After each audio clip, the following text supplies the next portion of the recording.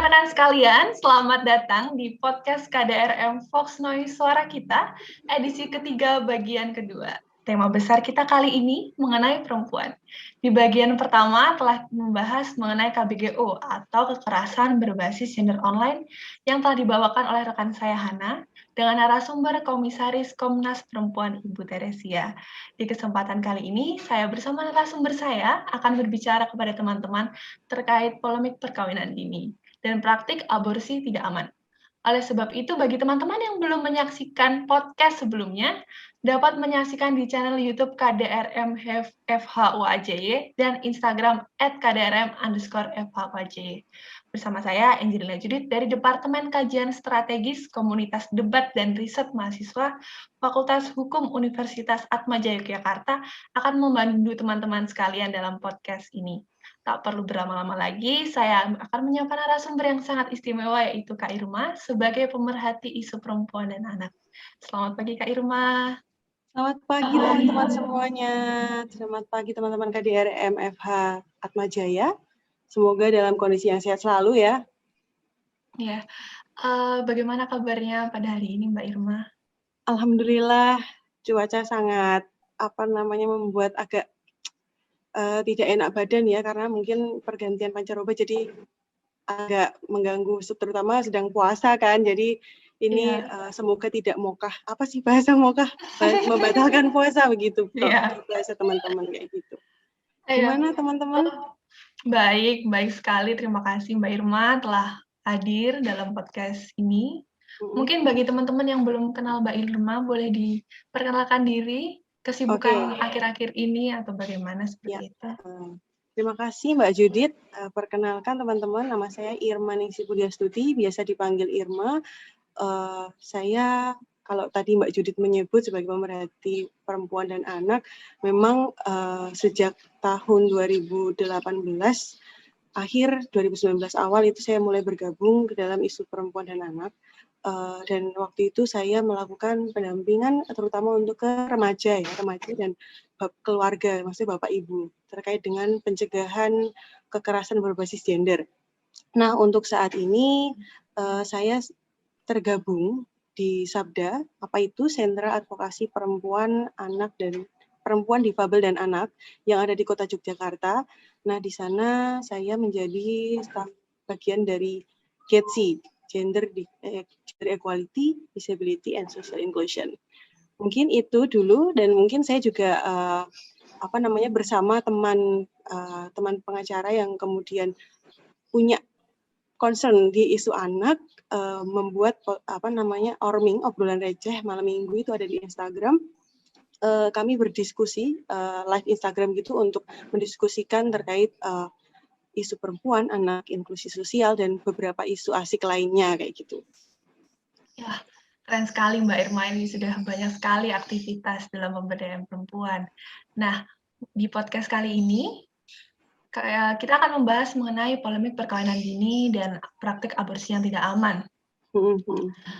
Topik ini menarik Kak untuk kita diskusikan, karena sepanjang tahun 2020, praktik perkawinan dini semakin sering terjadi kan Kak, selama pandemi COVID-19 ini. Kita bisa ambil contoh di Kabupaten Gunung Kidul misalnya, terjadi peningkatan sebesar 2 kali lipat dalam pengajuan dispensasi pengadilan agama. Maka angka perkawinan dini ini sangat meninggi di tahun-tahun seperti ini, apalagi kondisi COVID-19 seperti ini Kak.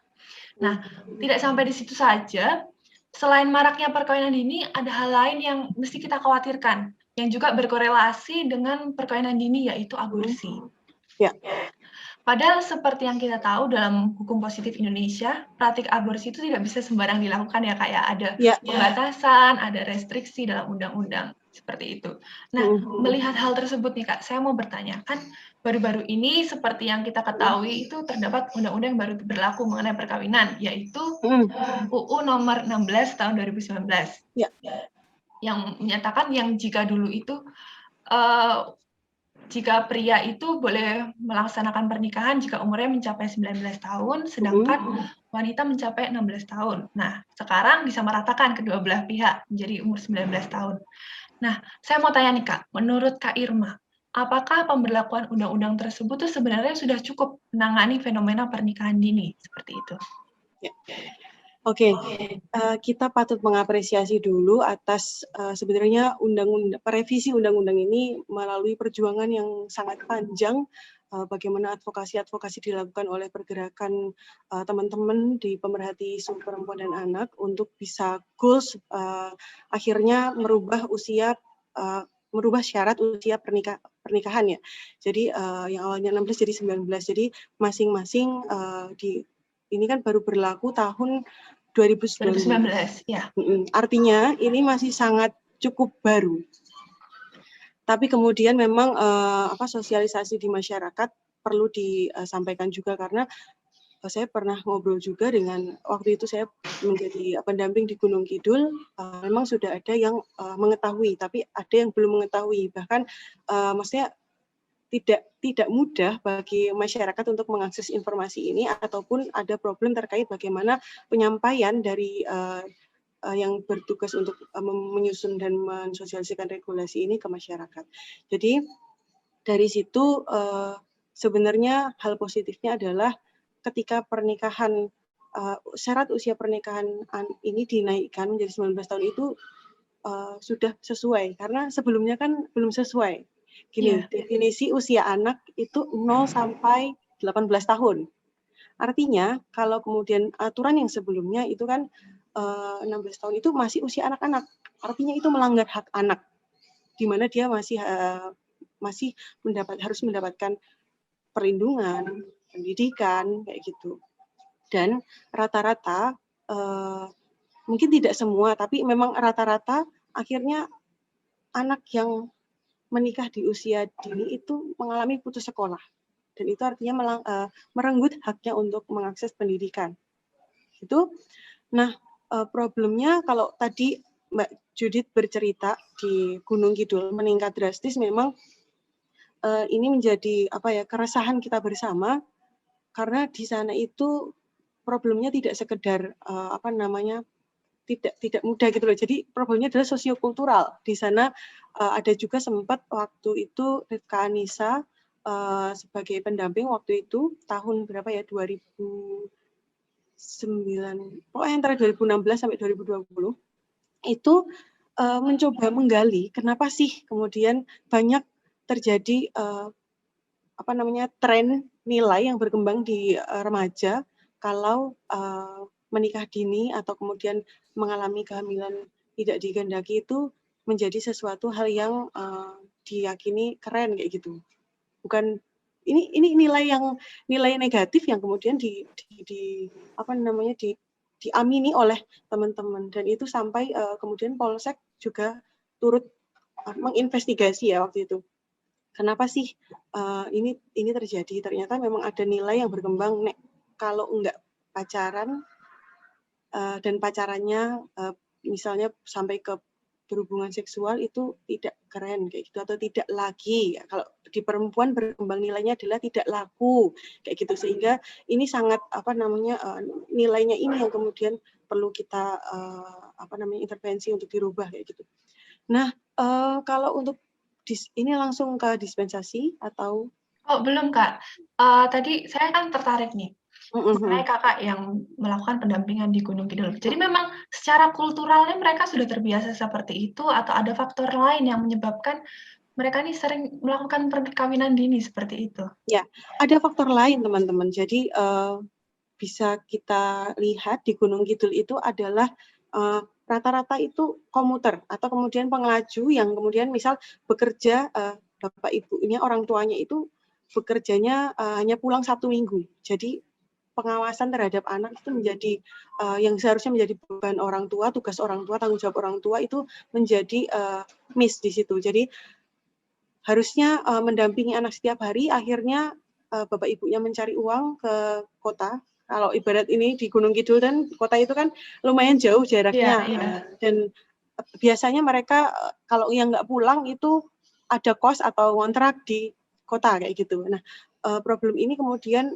pola pengasuhan anak itu menjadi dibebankan, dititipkan ke simbahnya, ke keluarga extended family-nya, misalnya budenya, pak D-nya, sementara mereka tidak punya tidak se-aware orang tuanya, misalnya mengontrol pergaulannya dengan siapa, terus kemudian waktu anak itu untuk apa saja. Nah, itu sangat minim. Jadi ini yang salah satu menyebabkan menurut diskusi dengan teman-teman di Gunung Kidul, ini menjadi salah satu penyebab kemudian salah pergaulan, atau kemudian ini nggak hanya sekedar di perempuan ya, laki-laki juga maksudnya salah pergaulan, terus kemudian melakukan tindakan-tindakan yang negatif atau perilaku yang beresiko, itu terjadi. Jadi selain dari faktor anak, faktor orang tua juga sangat mempengaruhi ya, Kak? Sangat mempengaruhi. Nah, seperti yang dibilang tadi, akhirnya kan beberapa orang melakukan dispensasi perkawinan karena belum cukup umur untuk melakukan perkawinan secara sah menurut undang-undang seperti itu. Nah, kriteria yang diberikan oleh pengadilan kadang itu akan menjadi lebih mudah dilaksanakan atau malah menjadi sulit sehingga perkawinan itu semakin turun, Kak. Jadi bagaimana, Kak? Ya, mungkin saya akan bercerita terkait ini ya. Waktu itu waktu saya di Rifka, dulu teman-teman Rifka itu juga mengawal untuk MOU pencegahan pernikahan usia anak kayak gitu. Dari situ sebenarnya kita menggalang dukungan dengan aksi-aksi dari pembuat regulasi di level desa, kayak Pak Lurah, kayak kemudian KUA kayak gitu. Tapi sedihnya adalah ya pada akhirnya karena adanya sanksi sosial yang lebih memberatkan, mereka akhirnya memberikan izin untuk dispensasi begitu. Misalnya begini, sudah terlanjur kejadian nih, kehamilan tidak diinginkan. Jadi itu kemudian orang tuanya meminta kepada Pak Lurah untuk membuatkan surat permohonan dispensasi. Nah, di situ tuh dilematisnya adalah di sisi lain ingin menekan pernikahan usia anak, tapi kemudian karena satu hal nanti dia bisa dikucilkan, kemudian secara sosial masyarakat dia mendapatkan bulian, atau kemudian mendapatkan label yang negatif yang itu lebih tidak siap merekanya kayak gitu, sehingga kadang akhirnya ditoleransi kayak gitu. Dan menurut Hakim Pengadilan Agama tahun 2019, 90% dispensasi nikah itu karena sudah terjadi kehamilan tidak diinginkan. Gitu. Jadi memang sudah terjadi yang akhirnya kemudian dari hanya kemudian dibimbing, tapi setelah itu ya kemudian dinikahkan. Padahal ini juga menjadi tantangan bersama untuk orang tua ya, karena dia statusnya masih sebagai anak. Iya. Anak ini masih menjadi tanggung jawab orang tua. Nah, problemnya itu pada ini loh. Kan kalau mau nikah itu harus kesepakatan anaknya juga. Nah, bagaimana kemudian penyampaian dari orang tua ke anak, penyampaian terkait kalau menikah itu resikonya seperti ini. Nanti apakah kemudian orang tuanya lepas tangan ketika anaknya sudah menikah, menganggap bahwa ini sudah menjadi beban suaminya, itu yang sering terjadi. Jadi bahkan ada fenomena mencari jago. Tahu nggak apa itu? Apa, Kak? Mencari jago? Mencari jago itu ketika kehamilan tidak diinginkan itu terjadi dan tidak jelas dengan siapa, karena mungkin banyak faktor yang bisa menyebabkan. Jadi berganti-ganti pasangan atau bagaimana, atau kemudian korban perkosaan yang bareng-bareng gitu, akhirnya orang tuanya malu, kemudian dia mencarikan laki-laki yang mau menikah dengan dia. Artinya di dalam pernikahan pun tidak berdasarkan consent kan, jadi tidak berdasarkan sama-sama ingin kayak gitu, sama-sama ingin membangun ini, terutama itu juga melanggar hak anak. Nah, seringkalinya itu adalah dari orang tua itu kan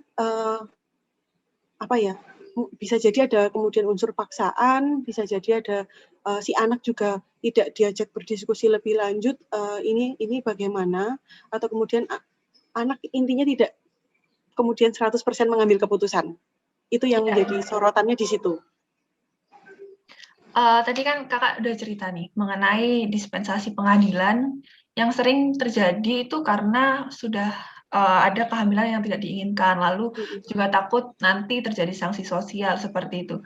Nah, kalau ada nggak sih Kak dispensasi yang diberikan oleh pengadilan tapi memang pasangan ini memang mau menikah saja gitu?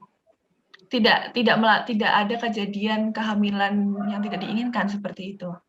Itu ada proses negosiasinya. Jadi dan itu tidak sangat mudah dilakukan. Barangkali itu terjadi, tapi setahu saya tidak di Jogja. Iya. Jadi itu terjadi, tapi mungkin ada faktor kultural juga yang mungkin contohnya di Kalimantan Selatan, kalau tidak salah itu saya pernah mendengar itu, yang akhirnya mereka dinikahkan kan si anak itu.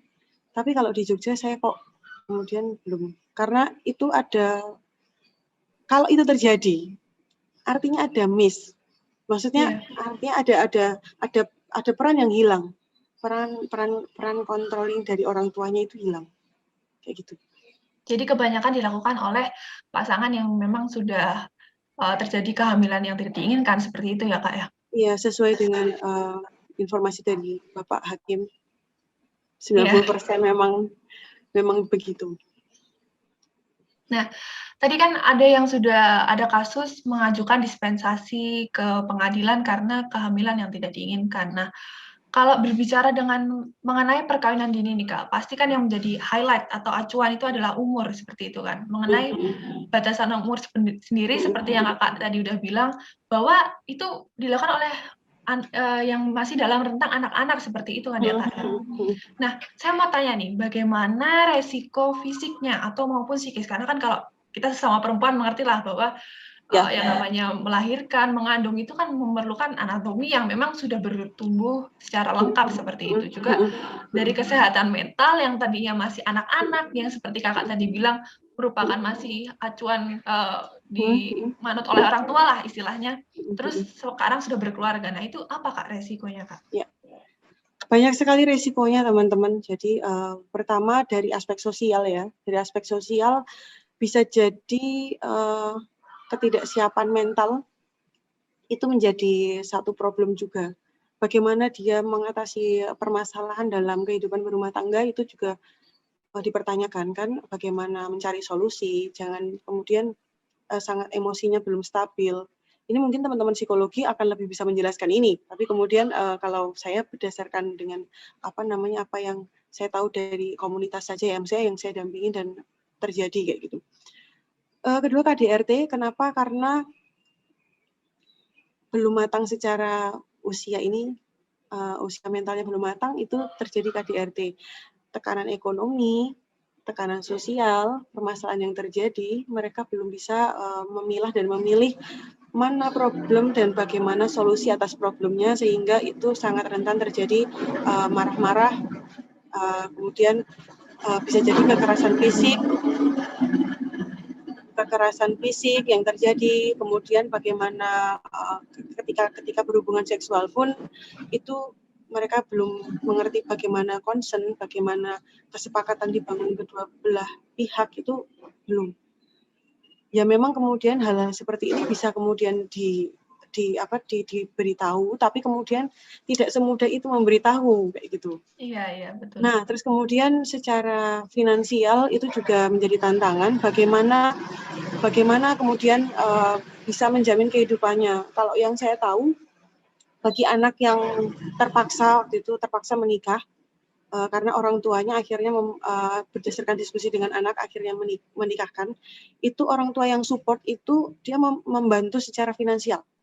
Jadi dia selama anaknya masih belum bisa, kalau bahasa Jawanya mentas itu mandiri secara finansial, itu orang tua masih membantu dan support keluarga ini sangat tidak mudah ditemukan di masing-masing keluarga. Lebih banyaknya yang tidak support kayak gitu. Nah, selain itu bagaimana terkait dengan kesehatan? Secara kesehatan anatomi tubuh perempuan itu sangat sangat rentan gitu, sangat rentan. Jadi yang pertama makanya kenapa kalau sekarang kan yang dikawal kan bagaimana pencegahan stunting kan. Nah, ini anak melahirkan anak. Jadi anak yang seharusnya gizinya untuk untuk pertumbuhan dirinya, dia harus membagikan itu. Dan resiko yang lain kalau saya di Sabda sekarang kan terkait dengan isu-isu difabel ya. Jadi ada beberapa resiko juga kemudian karena secara fisik belum siap, bisa jadi anaknya bisa menjadi difabel loh. difabel berbagai macam, ada difabel intelektual, bisa jadi kromosomnya itu tidak sesuai dengan kromosom normal yang akhirnya menimbulkan beberapa gangguan tumbuh kembang anak kayak gitu. Terus kemudian secara ini pasca melahirkannya dia secara rahim itu juga belum kuat. Ya memang kemudian kalau kita mau berdebat terkait ini, ada juga kok Mbak, dulu kan orang-orang dulu nenek-nenek Sering kita seperti itu kan itu. menikahnya muda. Kebanyakan Iya. kan seperti itu. Jadi kebanyakan nikahnya muda. Sekarang kita coba gini deh. Orang zaman dulu menikah muda, apa yang terjadi? Mereka anak-anaknya sukses juga kok Mbak kayak gitu. Biasanya seperti itu kan. Malah ada pepatah kalau semakin banyak anak semakin banyak rezeki Nah, seperti itu. ya itu ada kemudian itu menjadi nilai yang berkembang.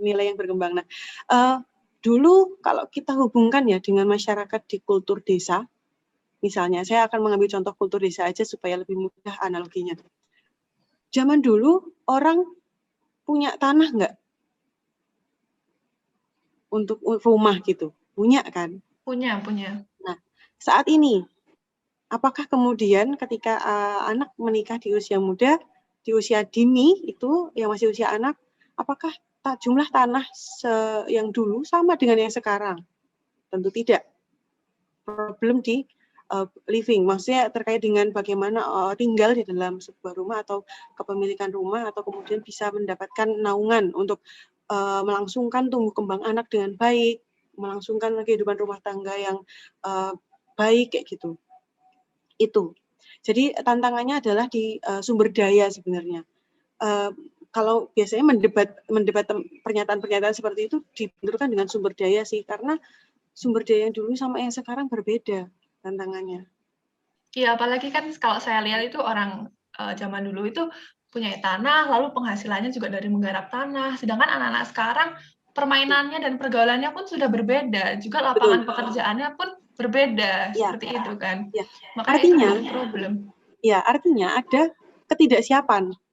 Itu yang kemudian nah yang kemudian menjadi bahaya adalah para influencer yang dia punya sumber daya ini memutuskan untuk nikah muda, itu membuat itu bisa kok, kita bisa cari uang kok. Nah, bukan problem itunya, tapi pertama aspeknya nggak cuma ekonomi ya, aspek ekonomi, aspek kesehatan, bagaimana kesehatan di perempuan ini terkait hak-hak kesehatan reproduksinya terjamin, bagaimana akses layanan kesehatannya terjamin, bagaimana anak bisa tumbuh kembang dengan sehat dan mendapatkan hak-haknya secara penuh, itu yang kemudian menjadi tantangan di dalam problem dan resiko yang dihadapi dari perkawinan usia anak.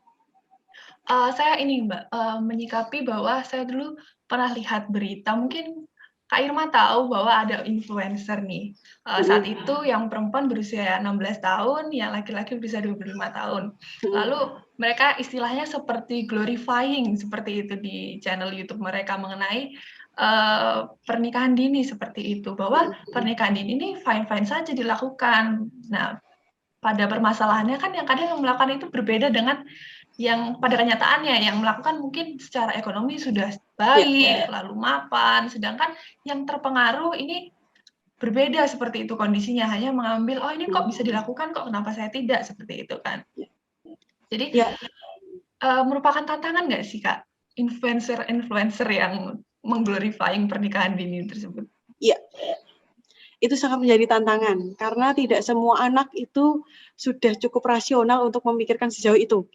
Saya kemudian tidak menjustifikasi bahwa anak tidak rasional, tidak. Tapi kemudian memang ada beberapa resiko yang belum bisa dikelola dengan baik, terkait dengan resiko kekerasan, resiko terjadinya kekerasan, resiko terhadap gangguan mental. Kalau kita bicara tentang gangguan mental, itu sangat berpengaruh loh. Kalau misal kehidupan rumah tangga, banyak orang yang sudah pada usia matang pun itu belum siap secara mental. Nah, apalagi dengan anak-anak ini, bagaimana kemudian itu sudah siap gitu. Dan influencer ini sangat berpengaruh sebenarnya.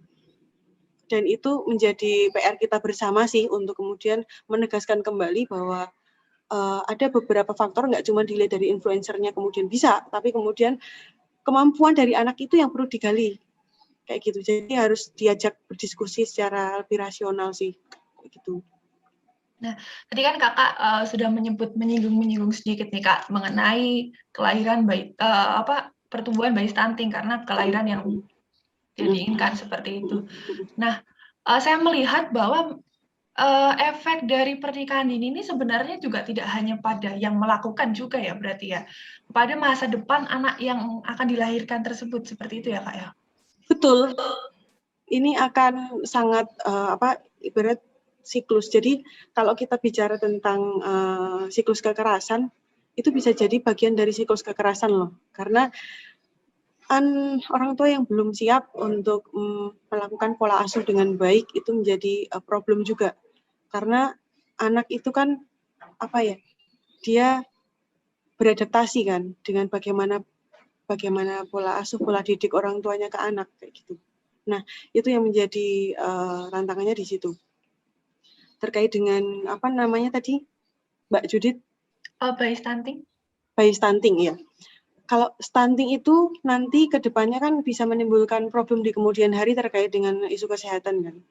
Jadi dia stunting itu kan tumbuhnya tidak sesuai dengan seharusnya. Iya. Bisa jadi berat badannya, bisa jadi perkembangan tubuhnya kayak gitu.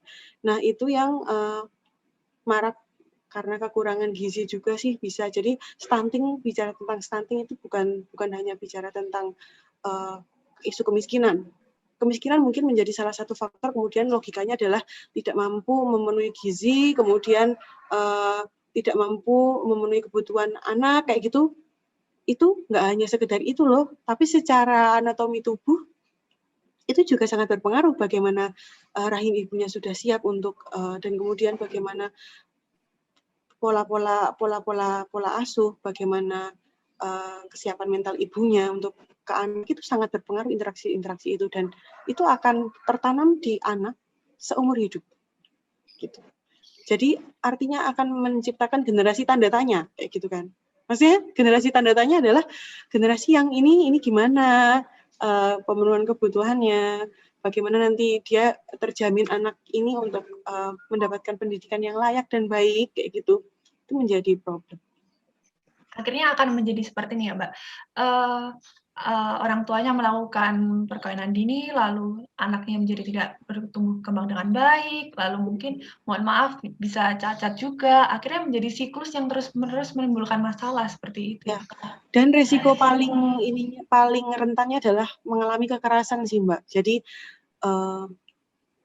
karena berbagai tekanan itu sangat mungkin terjadi kekerasan di dalam rumah tangga.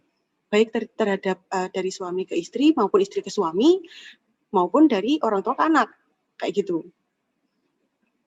Akhirnya akan terus bercabang dan tidak selesai seperti itu, kayak dari permasalahan perkawinan dini saja sudah banyak sekali efek-efeknya seperti itu. Ya, kalau tidak diputus mata rantainya maka akan menjadi siklus, dan bisa dibayangkan betapa ngerinya ketika generasi-generasi berikutnya itu seperti itu. Iya. Nah, mengenai bayi stunting sendiri, Kak, adakah pemberdayaan khusus untuk bayi stunting, entah dari pemerintah ataupun dari lembaga-lembaga lain? Adakah yang memang peduli, concern terhadap kasus bayi stunting ini? Kalau bayi stunting itu kan secara tupoksi ke ini ya, ke Kementerian Kesehatan. Kalau di desa maupun di kota, setahu saya dan BKKBN juga itu mereka sudah tersistem untuk berkoordinasi. Jadi di level RT RW itu sudah ada kader kesehatan yang kemudian terlink dengan kelurahan, kemudian terlink dengan puskesmas di level kecamatan. Nah, ini yang kemudian menjadi controllingnya. Kalau sudah terjadi stunting, ya apa yang bisa dilakukan? Satu, mungkin perbaikan gizi, tapi kemudian yang problem itu kalau kemudian dia mengalami gangguan kesehatan. Artinya bisa jadi karena stunting, tumbuh kembangnya tidak maksimal, bisa jadi difabel. Itu juga jadi bisa sangat terjadi kayak gitu. Terus bisa juga, kan difabel juga macam-macam ya. Ada difabel fisik, itu kan bisa jadi dari lahir dan bisa jadi setelah lahir. Maksudnya seiring tumbuh kembang itu juga bisa menjadi, misalnya tumbuh kembangnya bisa jadi tidak maksimal, bisa jadi little people kayak gitu. Bahasanya little people sih, jadi pendek kayak gitu. Terus kemudian difabel gerah hitam misal, kemudian secara intelektual dia tidak berkembang dengan baik. Ada banyak ragam yang bisa terjadi sih kayak gitu. Nah, ini kan kita sudah bicara nih Kak mengenai dispensasi pengadilan, lalu pembatasan umur. Nah, kita tuh bisa lihat nih Kak bahwa kebanyakan memang yang melakukan perkawinan ini anak yang usia sekolah seperti itu tadi. Nah, saya mau bercerita sedikit nih Kak tentang melihat waktu masih pendidikan SD, SMP, SMA gitu. Bahwa orang tua saya pun tidak berbeda dengan orang tua yang di desa, cukup sulit menyampaikan pendidikan seksual seperti itu. Menganggapnya masih anak saya masih sudah cukup umur belum ya untuk menerima pendidikan seksual. Lalu bagaimana ya cara menyampaikan kepada anak gitu yang baik untuk mengerti pendidikan seksual, karena pendidikan seksual ini kan tentunya sangat penting untuk istilahnya memutus rantai perkawinan dini ini Kak gitu. Ya. Ini sebenarnya ini menjadi urgent ya, maksudnya pendidikan seksual yang komprehensif itu menjadi tantangan bersama.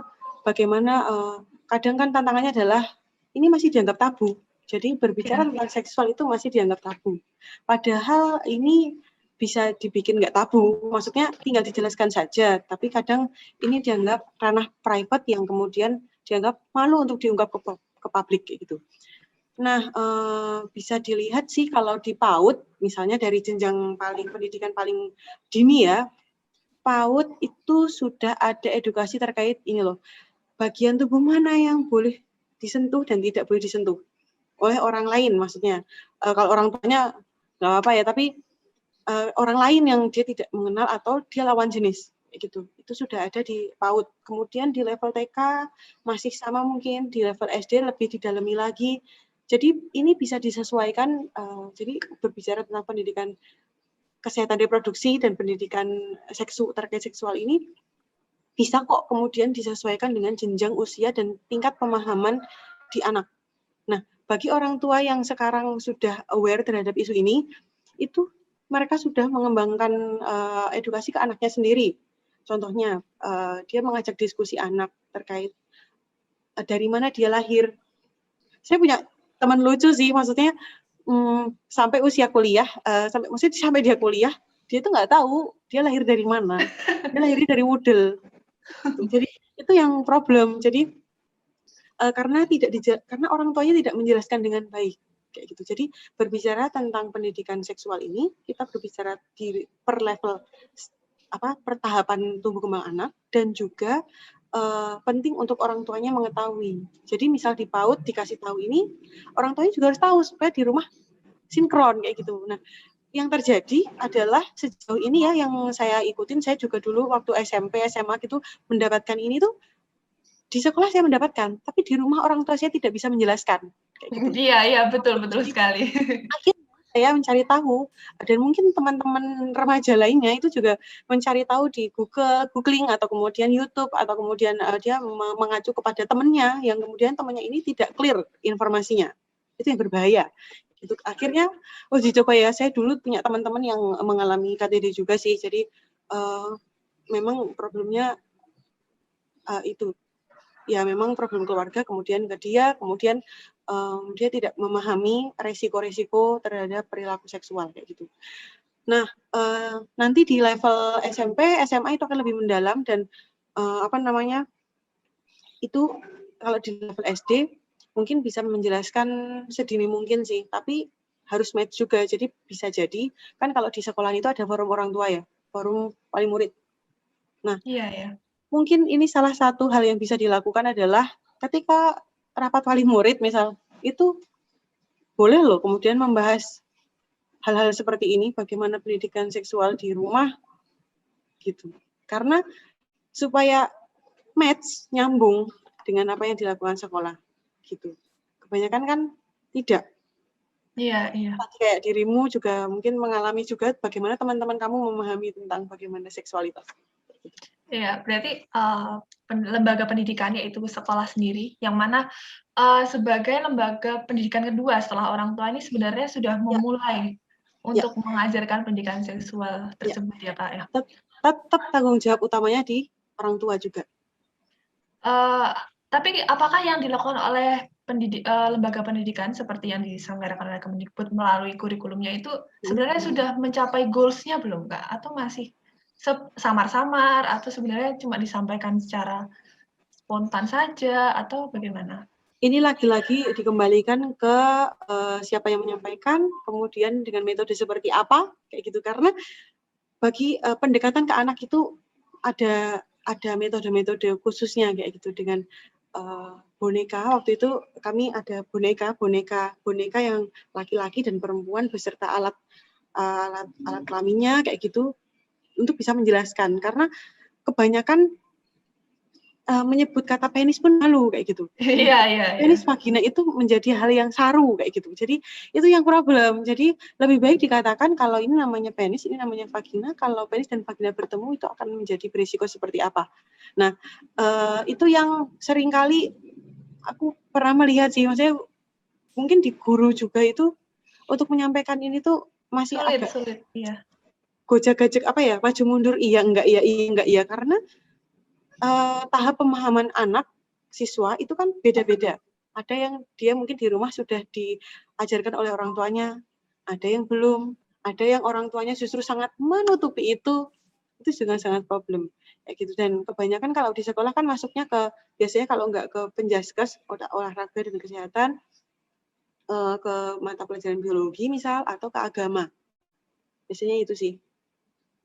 Terus saya mau ini Kak, mau istilahnya bertanya, semisalnya saya orang tua, gimana sih Kak supaya saya ini berpikiran bahwa pendidikan seksual itu aman untuk anak, disampaikan ke anak itu bukan menjadi hal yang tabu, karena stigma kepada orang tua bahwa pendidikan seksual ini masih sangat kental bahwa itu merupakan hal yang tabu gitu. Bagaimana cara istilahnya meng-encourage orang tua supaya dapat merubah stigma-stigma tersebut? Karena jika dipilih disampaikan atau tidak disampaikan kan efeknya lebih banyak tidak disampaikan seperti itu. Betul.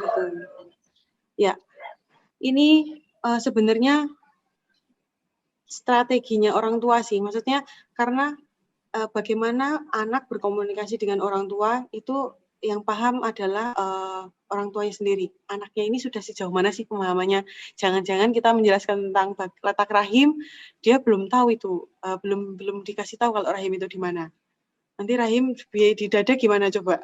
Terus bagaimana kemudian di rumah misal itu juga penjelasan orang tuanya mau terbuka. Kan tidak banyak orang tua yang mampu melakukan komunikasi yang asertif terhadap anak.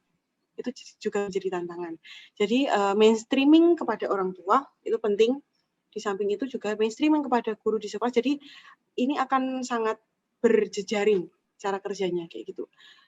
Dan supaya tidak tabu ya memang harus dinyatakan apa adanya sesuai dengan kondisinya itu. Jadi dan itu perlu kepercayaan diri sih. Jadi tidak semua orang tua juga mampu untuk menyampaikan ini kayak gitu. Nah, tugasnya mungkin kita atau siapapun teman-teman semua yang sudah memahami itu bisa loh kemudian menjelaskan kepada teman-teman yang lainnya. Itu mungkin akan sedikit banyak bisa menyumbang hal-hal baik daripada kemudian kita yang tahu kita diam kayak gitu.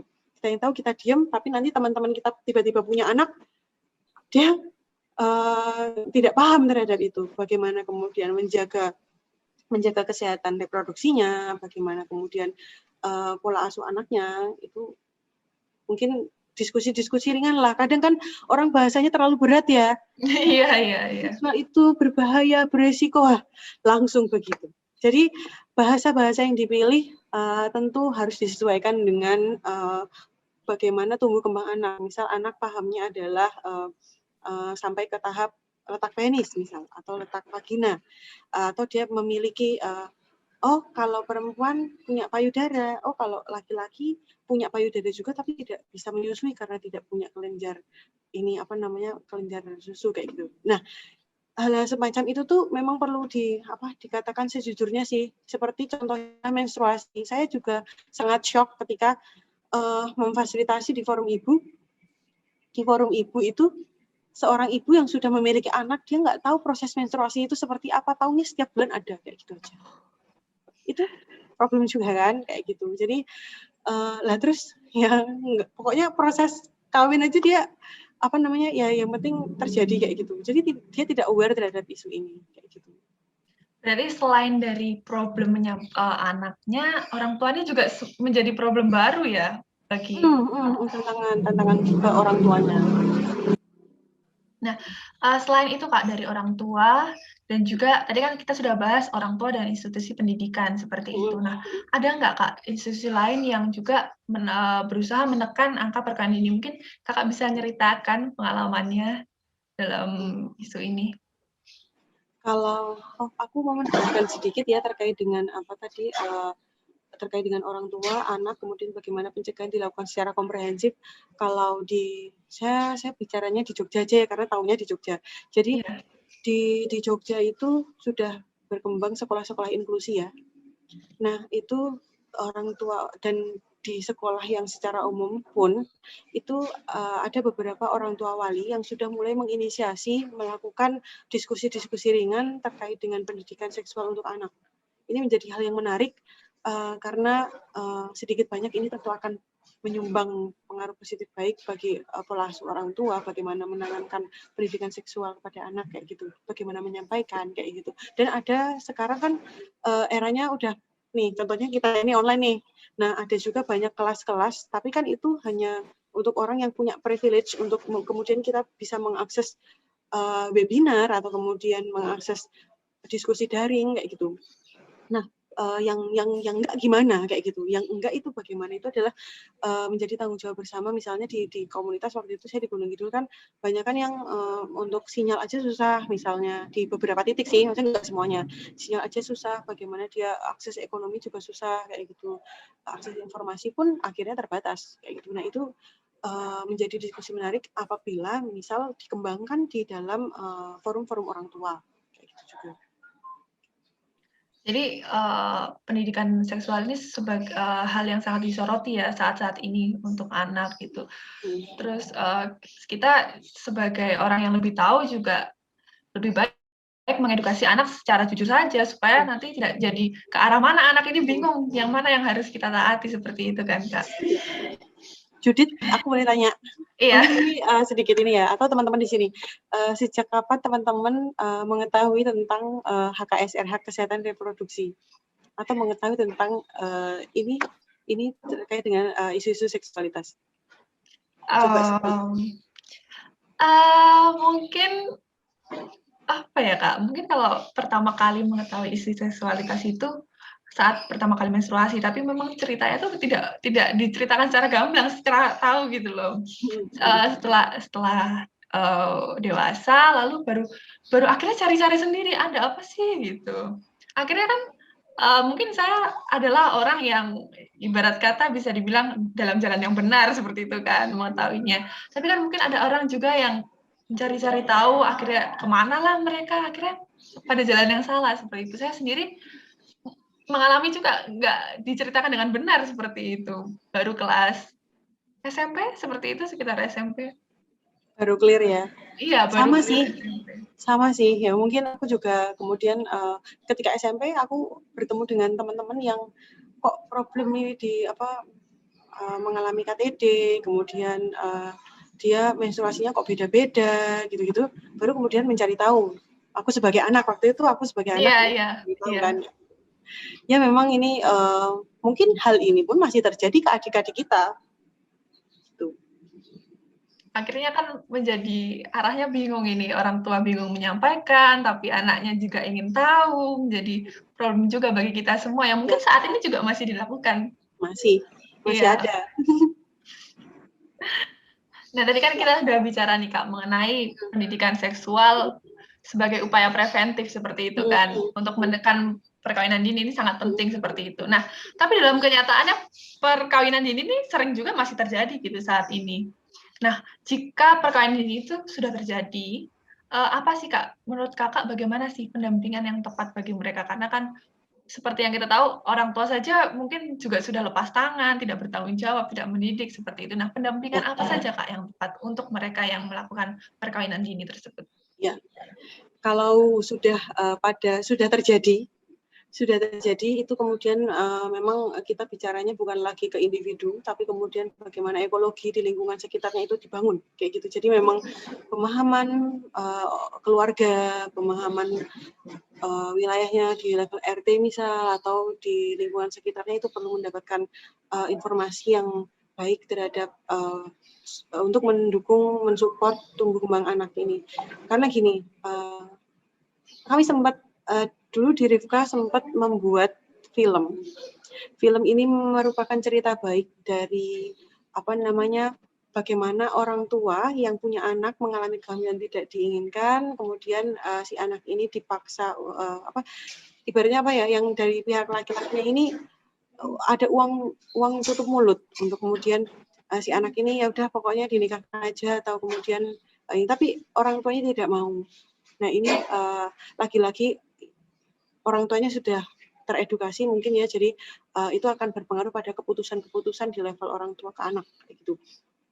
Film ini berjudul Asa, teman-teman bisa lihat di channel YouTube Asa, ASA kayak gitu. Di situ udah banyak untuk diskusi sih sebenarnya. Itu salah satu salah satu contoh untuk peran orang tua ke anak ketika mengalami itu seperti apa sih kayak gitu. Jadi pertama orang tua mendukung misalnya anaknya kemudian tetap melanjutkan pendidikan, si bayi kemudian diasuh oleh anaknya, terus kemudian bagaimana kemudian dengan laki-lakinya atau dengan keluarga laki-lakinya itu juga tetap didampingi karena ini masih anak-anak, ini belum mampu untuk kemudian dilepas begitu saja dan ini masih menjadi tanggung jawab orang tua. Terus kemudian bagaimana terkait dengan kesehatan juga didampingi, bisa jadi kalau tidak mengerti atau tidak tahu caranya bisa kemudian menggandeng kader-kader kesehatan, banyak tersedia di lingkungan atau mengakseskan ke layanan kesehatan setempat, misalnya di puskesmas atau kemudian ke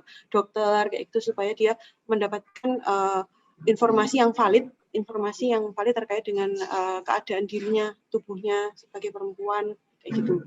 Terus kemudian terkait ekonomi tadi saya sudah bilang ya kalau bisa jadi orang tua ini juga punya tanggung jawab supporting untuk menjamin anak dan cucunya ini, anak dan anaknya lakinya ini bisa berkembang dengan baik kayak gitu. Dan ini ketika keluarga tidak mampu melakukan tugas ini, peran ini, itu kemudian kita tidak bisa saling menyalahkan. Tapi kemudian bagaimana lingkungan sekitar itu memberikan support terhadap anak supaya satu, dia tidak mengalami tekanan di dalam kehidupan sehari-harinya. Kedua, ketika dia sudah tidak mengalami tekanan, dia bisa mulai beradaptasi untuk ini anaknya mau seperti apakan, pola asuhnya, bagaimana kemudian kehidupan rumah tangganya dibangun, bagaimana membangun komunikasi dengan suaminya atau keluarganya itu. Nah, yang tantangan selanjutnya itu sebenarnya adalah bagaimana di lingkungan ini justru yang seharusnya mendukung itu tidak mendukung, justru menjadikan mengucilkan dia, itu yang membuat tekanan di perempuan itu semakin berat, tekanan di anak semakin berat, akhirnya orang tuanya juga terdampak kayak gitu. Jadi ini akan menjadi masalah yang sistematis kayak gitu, terstruktur kayak gitu. Jadi peran masyarakat juga sangat penting ya Kak, untuk membina orang yang sudah melakukan perkawinan dini ini.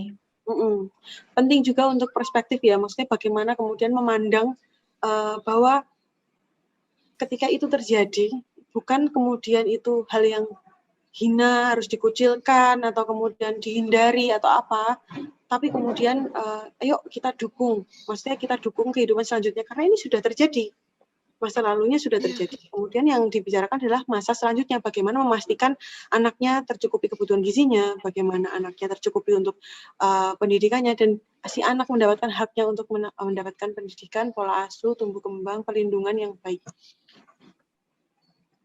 Nah, saya ada hal yang mau saya tanyakan nih, Kak. Tadi kan Kakak bilang bahwa pendidikan itu sangat penting juga bagi orang yang melakukan perkawinan dini ini. Nah, sebenarnya saya dulu waktu SMP atau SMA melihat bahwa ada papan seperti papan peraturan yang jika ada siswa yang menikah tidak boleh mengikuti pendidikan. Nah, sebenarnya ada nggak sih Kak wadah khusus pendidikan bagi orang yang sudah tetap ingin melanjutkan pendidikan seperti itu, walaupun dia dalam perkawinan seperti itu?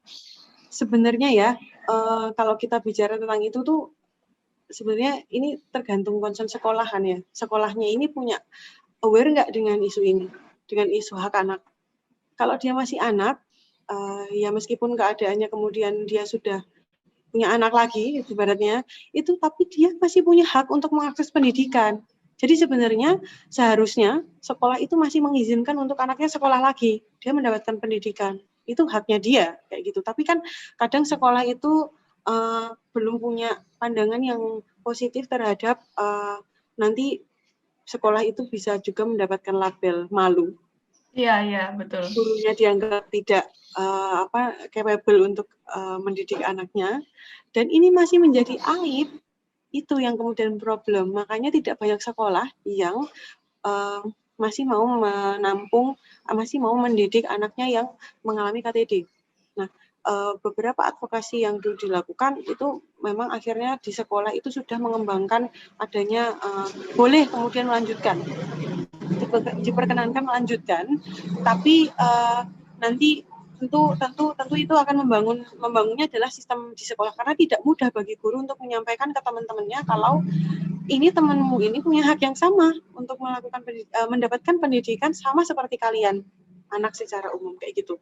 Jadi tantangannya tuh di situ, sehingga kadang anak yang mau sekolah lagi pun aku sangat appreciate. Kenapa? Karena dia mentalnya kuat untuk kemudian mendapatkan bulian, mendapatkan cibiran dari teman-temannya, kayak gitu. Bahkan tidak jarang kalau gurunya tidak paham terhadap kebutuhan khusus ini, ya akhirnya nggak mau, sekolahnya tetap nggak mau aja kayak gitu, nggak mau nerima kayak gitu, udah keluar aturannya kayak gitu. Padahal aturannya nggak seperti itu melanggar hak anak untuk mendapatkan pendidikan. Pendidikan. Pada akhirnya banyak anak juga yang akhirnya tidak memilih untuk sekolah kembali karena takut juga kan ya Kak dibully, lalu mungkin gurunya tuh mungkin tidak hanya anak-anaknya juga, akhirnya gurunya menjadi pembuli nomor sekian. Iya, itu sedihnya sih, sedihnya sih karena secara sistem di sekolah tidak memberikan support yang baik untuk anak, jadi ya akhirnya ya anaknya juga mengalami tekanan.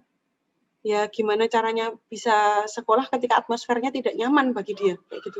Bagaimana dia bisa belajar dengan nyaman ketika dia tidak mendapatkan rasa aman, rasa nyaman di sekolah, kayak gitu. Ini penting sih, makanya kenapa kemudian salah satu advokasi yang dilakukan itu adalah mainstreaming terkait perempuan, anak, bagaimana kekerasan seksual terjadi di sekolah, kayak gitu. Kalau di kampus mungkin sekarang sedang menggarap bagaimana adanya unit layanan di kampus ya. Tapi kalau di sekolah biasanya kan ke guru BK ya. Gitu. Nah, tadi kan banyak nih Kak faktor-faktor yang akhirnya pelaku atau orang yang melakukan perkawinan dini ini merasa tertekan, lalu tidak kuat dengan stigma masyarakat, lalu tekanan dari sana ke sini, terus mungkin secara ekonomi juga mikir ini jika mungkin dalam kasus kehamilan yang tidak diinginkan ya, lalu melakukan perkawinan dini, lalu jika ini kehamilan lalu anaknya dilahirkan, ini anaknya akan bagaimana? Seperti itu kan menjadi permasalahan. Nah, kadang ada juga problematika yang dihadapi oleh perempuan nih Kak, juga misalnya kehamilan tidak diinginkan ini berujung pada aborsi seperti itu ya kan Kak. Nah, terutama praktik aborsi yang tidak aman karena ibaratnya kadang seorang anak ini belum bisa berpikir bagaimana tindakan apa yang aman untuk saya, yang saya tahu supaya nanti saya tidak menjadi hamil lagi seperti itu kan. Nah, apa saja sih Kak efek dari praktik aborsi yang tidak aman? Ya, terkait dengan praktik aborsi, sebenarnya kan aborsi itu tidak boleh dilakukan ya, maksudnya itu melanggar hukum. Ya kan teman-teman hukum? Iya. Itu melanggar hukum. Tapi ada pengecualian sih, kan ada pengecualian terkait dengan misalnya begini, pengecualian itu ada indikasi kedaruratan. Artinya ketika anak mengalami kehamilan terus terdeteksi janinnya itu mengalami mengalami hal yang kemudian mengancam nyawa ibunya, atau kemudian hal-hal yang bisa menyebabkan cacat bawaan yang tidak bisa diperbaiki sehingga menyulitkan ketika itu nantinya dipaksakan dilanjutkan kehamilannya, itu kemudian baru boleh dilakukan. Dan apabila ada korban perkosaan, iya kan, korban perkosaan kemudian dia tidak menginginkan kehamilan kan, artinya. Jadi dia boleh melakukan aborsi, tapi ada jangka waktunya kan. Berapa coba teman-teman? Jangka waktunya berapa? Ada yang tahu? Sekitar berapa ya waktu saya baca? 4 bulan? Enggak, 40 hari. Oh, 40 hari, iya. Ya.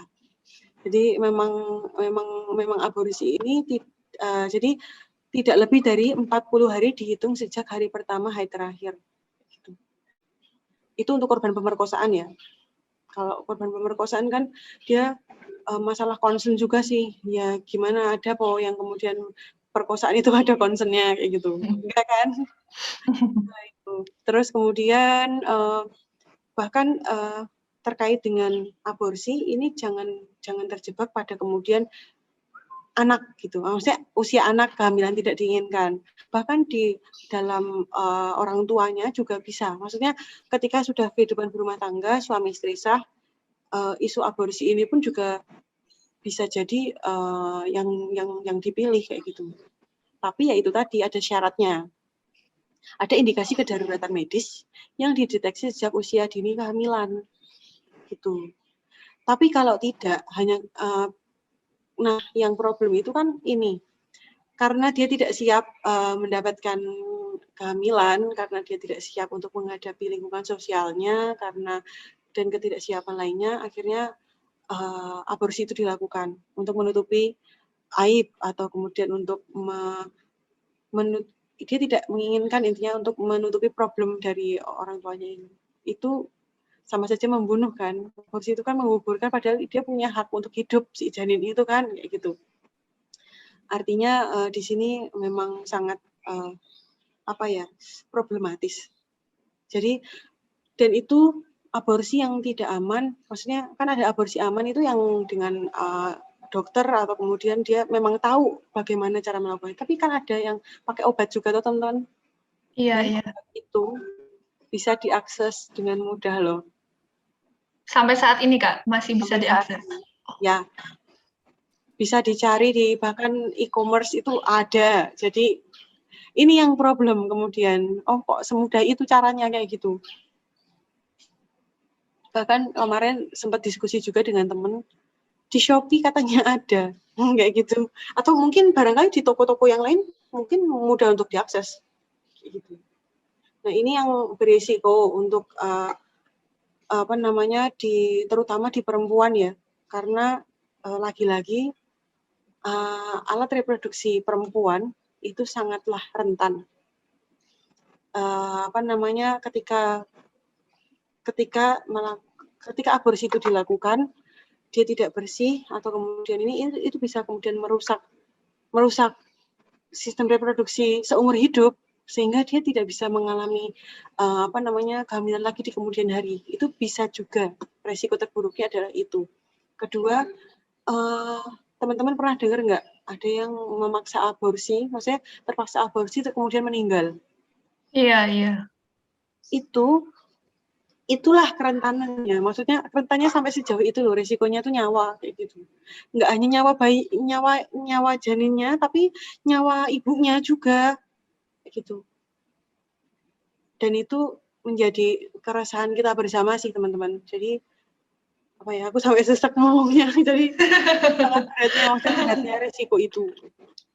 Jadi kebanyakan memang ini ya, aborsi yang tidak aman ini kebanyakan dilakukan oleh orang yang memang mungkin tidak memenuhi kualifikasi yang diatur oleh undang-undang seperti itu. Akhirnya mencari jalan lain dengan mengkonsumsi obat yang mungkin akan menimbulkan efek berkepanjangan seperti itu ya Kak ya. Kalau dari teman-teman nih, aku juga pengen dengar ceritanya dong. Kalau dari teman-teman kemudian kenapa kemudian mengangkat terkait dengan pernikahan usia anak dan aborsi. Nah, teman-teman mendapatkan informasi apa sih seputar aborsi ini?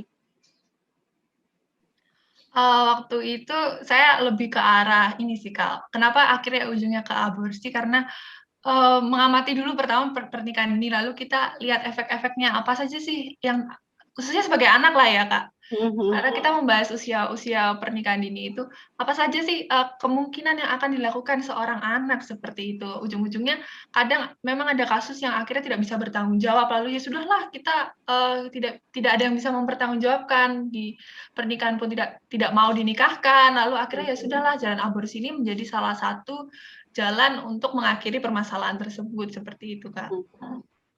Ya. Memang itu yang sering terjadi dan sering saya temui juga sih. Padahal gini, pernikahan ketika terjadi kehamilan tidak diinginkan, pernikahan itu bukanlah solusi dari kejadian ini. Bisa dibayangkan teman-teman ketika terjadi kehamilan tidak diinginkan, kemudian akhirnya dinikahkan, apa yang terjadi? Risiko kekerasan kan. Kekerasan. Akhirnya bercerai kembali, biasanya seperti itu. Bisa kemudian bercerai. Kalau tidak minimal inilah komunikasinya nggak baik, atau kemudian si perempuan kemudian tidak terpenuhi hak-haknya kayak gitu, atau kemudian secara hubungan seksualnya juga dia tidak kemudian melalui concern yang kesepakatan concern dan lain sebagainya itu. Jadi justru ketika problem sudah terjadi sebelum adanya pernikahan, kemudian kok itu juga masih dinikahkan, itu justru menimbulkan problem baru gitu. Nah, ini yang seringkali kurang diperhatikan oleh baik orang tua maupun teman-teman yang kemudian memilih untuk melakukan pernikahan kayak gitu. Karena resiko-resikonya lebih banyak negatifnya ketika ini. Jadi bisa terbayangkan betapa hidup dalam tekanan setiap hari ketika ya nggak mau nikah awalnya, padahal nggak nikah tuh nggak apa-apa. Tapi kan dia siap nggak dengan kemudian masyarakat lingkungan sekitarnya memberikan label ke dia seperti apa, tanpa ayah misal. Kalau di catatan sipil itu bisa, akte orang tua aja itu bisa, ibu aja itu bisa sekarang. Nah, problemnya adalah lagi-lagi kesiapan mental si ibu ini untuk di lingkungan sekitarnya terhadap sanksi sosial yang diberikan. Itu sih. Pada akhirnya lebih ke arah ke perempuan ya, Kak, yang akan menerima banyak sanksi sosial seperti itu. Iya. Coba Judit mestinya punya teman sih. Maksudnya karena pernikahan dini ini sangat banyak. Iya. Jadi kamu amatin deh. Jadi sejauh mana kemudian kehidupan pasca menikahnya? Kalau pengalaman pribadi sih mungkin saya ada ya, mungkin bukan teman secara langsung, tapi yang namanya, ya kembali lagi, jika ada kasus perkawinan dini itu mungkin ceritanya akan tersebar, karena stigma masyarakat kan masih buruk seperti itu. Ya. Akhirnya ibunya putus sekolah, lalu kadang tidak hanya berhenti di situ saja, akhirnya malah anaknya menjadi tidak terkontrol, 4, 5, seperti itu, padahal suaminya juga belum bisa diandalkan secara finansial, seperti itu kan menjadi masalah baru tentunya. Pernikahan tersebut bukan menjadi pemberhentian dari permasalahan pernikahan dini tersebut kan, akhirnya menjadi bercabang-cabang terus-menerus, seperti itu permasalahannya. Ya. Dan yang saya amati juga laki-laki juga sebenarnya mendapatkan label itu. Jadi tidak hanya perempuan, laki-laki juga mendapatkan stigma negatif ketika menghamili kayak gitu. Ketika menghamili di luar nikah kayak gitu. Ya. Tapi seberapa lama berlangsungnya kah? Kalau yang saya amati ya sudah seiring berjalannya waktu itu lama-kelamaan orang juga bosen gitu loh. Maksudnya orang ya udah Iya. merupakan Akhirnya apa ya masa sudah. lalunya kan akhirnya kemudian menerima si anak ini untuk bersosialisasi kembali ke lingkungan sekitarnya. Nah, dari situ sebenarnya mungkin teman-teman laki-laki di sini ada yang bisa berbagi loh. Maksudnya menurut pandangan laki-laki itu bagaimana terkait dengan ini? Kalau di perempuan kan tadi resikonya lebih banyak memang karena dia yang kemudian menanggung resiko kesehatan. Kemudian dia yang udah menanggung resiko kesehatan, udah menanggung resiko beban sosial, belum lagi kalau menanggung beban ekonomi. Gimana? Berat kan? Itu sih. Iya, menarik sekali ya Kak, jika membahas pernikahan ini cabang-cabang permasalahannya sangat banyak sekali. Kompleks. Iya, mungkin saya mau menyinggung nih Kak, kan, secara di Indonesia tuh praktik aborsi itu dibatasi di ada undang-undangnya yang menyatakan bahwa hanya bisa dilakukan dalam kondisi tertentu. Nah, tapi ada juga nih Kak, negara yang, melegalkan aborsi seperti Singapura, Amerika, seperti itu. Nah, menurut data yang saya baca nih Kak, negara yang melegalkan aborsi itu 9 dari 10 praktik aborsi itu merupakan aborsi yang aman.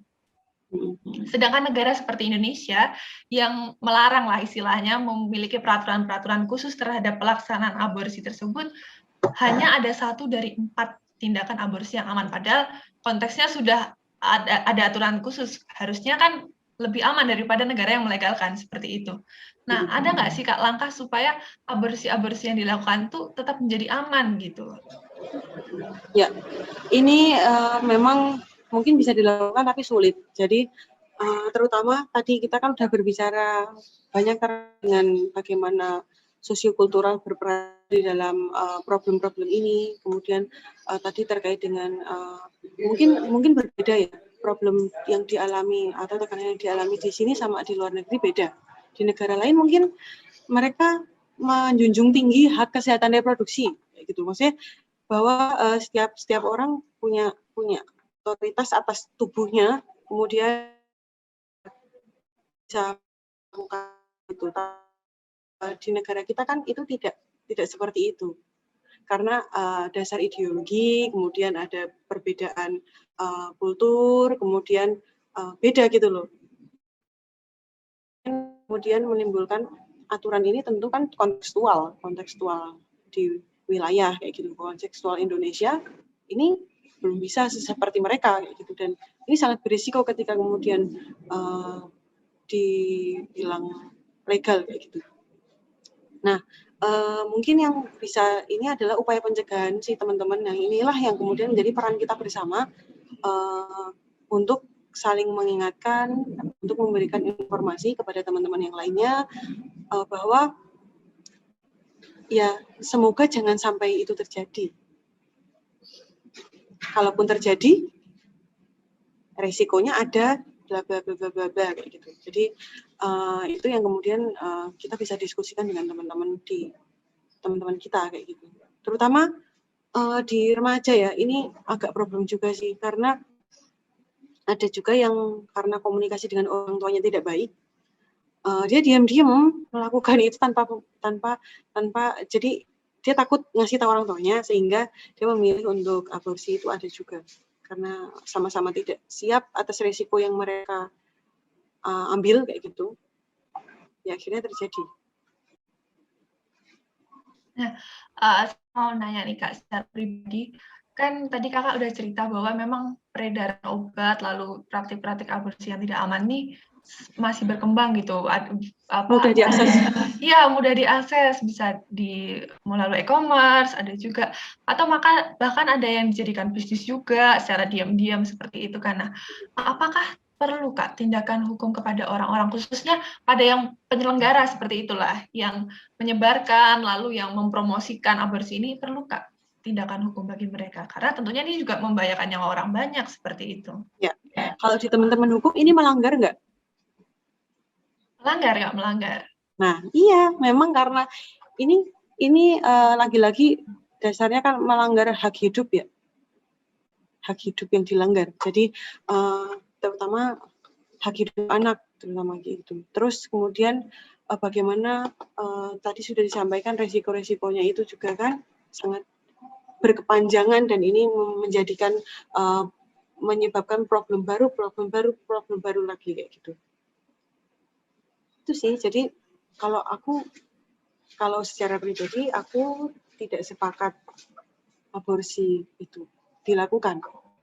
Tapi memang sesuai dengan peraturan bahwa ketika itu kehamilan itu membahayakan ibu dan aborsi menjadi salah satu cara untuk menyelamatkan nyawa ibu, itu baru kemudian bisa kemudian diterima.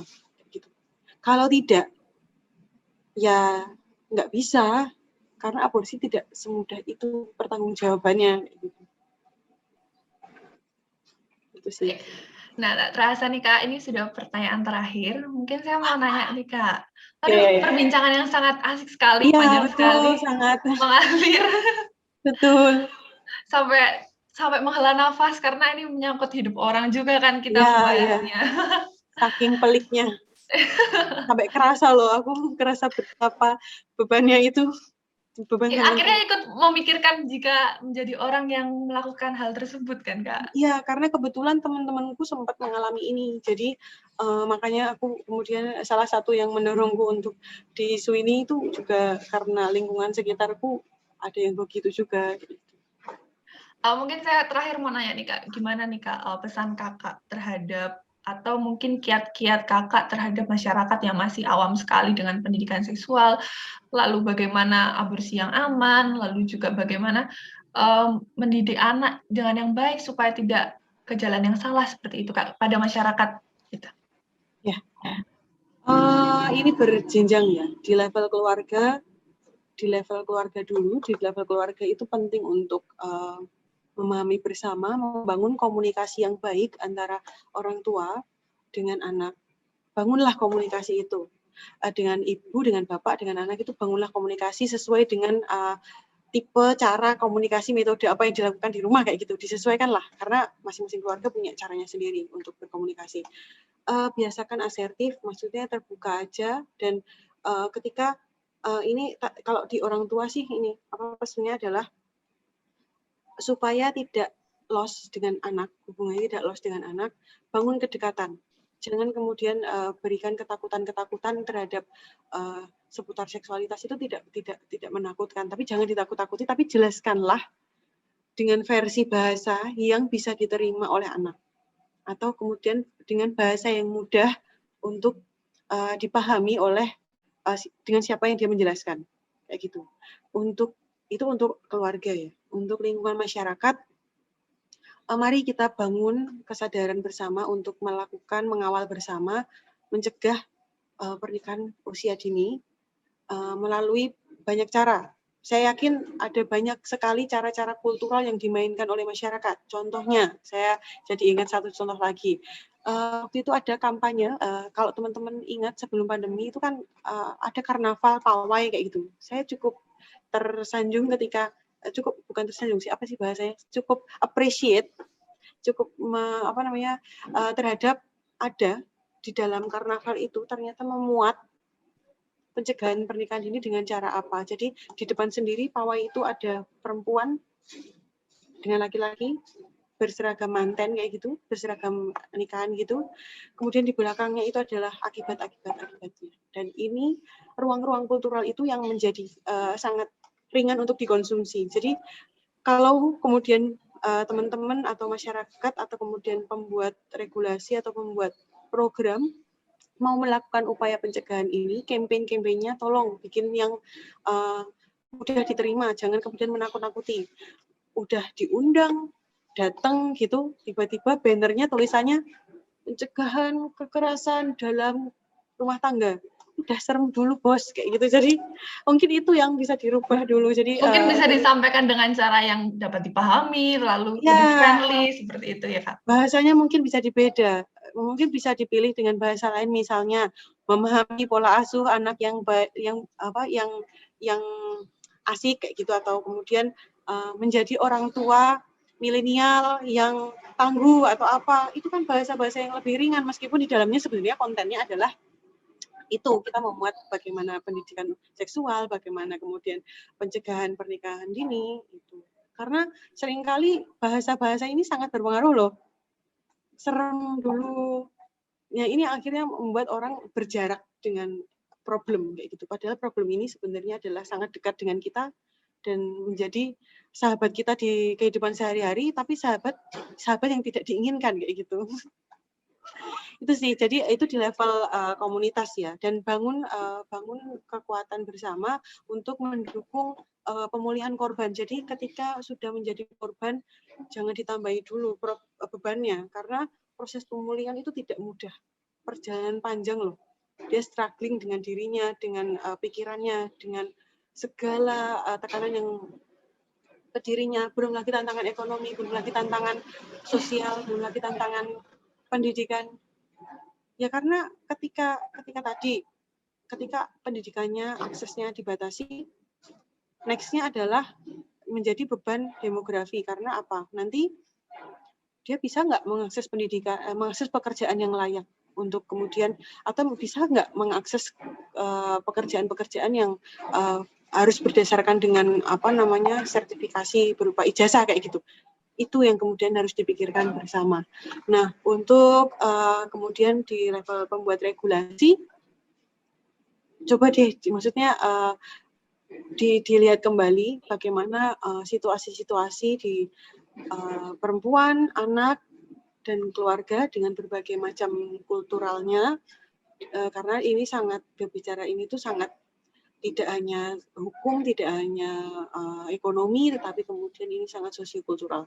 Nah, mungkin pendekatan-pendekatan kultural ini yang bisa dimainkan untuk semakin mendekatkan, mengenalkan, memvaksin dengan isu ini. Kayak gitu sekalian, jadi dikenalkan sekalian. Jadi itu menjadi penting. Terus tadi untuk forum orang tua, misalnya di sekolah itu bisa ada dibikin layanan yang ketika pelecehan seksual terjadi, ketika kekerasan terjadi, itu seperti apa mekanismenya, kemudian di level orang tuanya misal bisa kemudian di wali murid atau kemudian dimasukkan atau diajak diskusi untuk bagaimana strategi untuk memberikan pendidikan seksual kepada anak. Banyak teman-teman yang bisa berbagi kayak gitu. Dan ruang belajar itu sangat banyak bisa terbuka. Gitu. Ya. Baik, terima kasih Kak penjelasannya dari awal sampai akhir. Ya ampun, sangat menarik sekali ya jawabannya. Ternyata membuka pandangan baru terhadap saya terhadap pernikahan dini ini, bahwa memang perlu diberantas dari awal supaya tidak ada masalah kemudian hari seperti itu. Mungkin saya mengucapkan terima kasih banyak atas nama komunitas debat dan riset mahasiswa Fakultas Hukum Universitas Atma Jaya Yogyakarta kepada Kak Irma yang telah bersedia hadir dalam podcast ini. Tentunya podcast ini akan menjadi banyak sumber pengetahuan bagi teman-teman yang menonton. Ya. Mungkin di akhir podcast ada yang ingin disampaikan, Kak Irma? Ya, terima kasih banyak teman-teman sudah mengajak saya untuk berdiskusi. Senang sekali bisa berdiskusi dengan teman-teman, dan semoga ruang-ruang seperti ini semakin banyak dilakukan, karena ada banyak sekali isu-isu penting, tidak hanya pernikahan usia anak, tapi kemudian ada banyak sekali yang bisa diangkat, kemudian didiskusikan, dan semoga ada langkah-langkah kecil, dimulai dari langkah-langkah kecil dulu untuk upaya tindak lanjutnya ya teman-teman. Gitu. Ya, itulah teman-teman pesan dari Kak Irma selaku narasumber dari podcast kali ini. Terima kasih, Kak. Terima kasih juga teman-teman. Sukses selalu, semoga dilancarkan segala aktivitas perkuliahannya. Ya, terima kasih teman-teman. Kita sebagai masyarakat perlu bersinergi dan juga memerangi pernikahan dini ini demi melahirkan generasi Indonesia yang lebih baik ya teman-teman. Dan kami juga mengucapkan terima kasih pada teman-teman yang telah menyaksikan podcast KDRM Fosnoy edisi ketiga bagian kedua. Dan tak lupa saya mengajak teman-teman untuk menyaksikan podcast sebelumnya yang tentunya tidak kalah menarik di Instagram @kdrm_FHWJ atau di channel YouTube KDRM FHWJ. Dan jangan lupa tinggalkan jejak, yaitu like, comment, dan share. Sampai jumpa di podcast berikutnya. Dadah, goodbye. Terima kasih.